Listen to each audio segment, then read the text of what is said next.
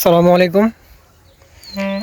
যে দেশের রক্ষক হয় ভক্ষক, সে দেশে সাধারণ মানুষের জীবনে কোনো নিরাপত্তা নেই। আজ মানুষ নিজে মানুষের কাছে তার নিরাপত্তাহীনতায় ভুগছে। একটা কথা আছে না, যে প্রতিদিন কত কথা আসে খবরের পাতা ভরে, তবু কিছু কথা থেকে যায় যেন সময়ের আগোচরে। ঠিক তাই, আমাদের সমাজে প্রতিদিন অনেক রকম ঘটনা ঘটে, কিন্তু যেটা প্রকাশ পায় সেটা আমরা জানতে পারি, আর যেটা প্রকাশ হয় না সেটা কেউ জানতে পারে না।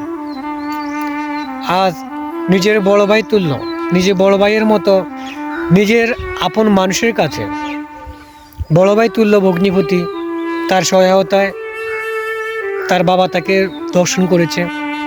কি অন্যায় করেছিল 7 বছরের সেই মেয়েটি, আজ তার নিজের পরিবারের কাছেই আসছে, তাই সর্বোচ্চ হারিয়েছে। তো আমি একটা কথাই বলবো, আমাদের দেশে ধর্ষণের শাস্তি সর্বোচ্চ মৃত্যুদণ্ড দেওয়া হোক, এবং প্রকাশ্যে তাকে জনসম্মুখে তাকে মৃত্যুদণ্ড দেওয়া হোক।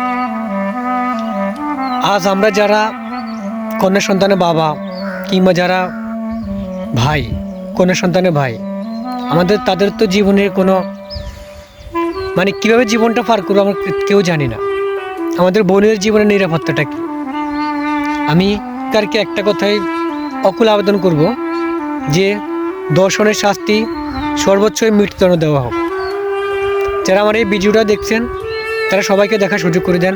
আসসালামু আলাইকুম।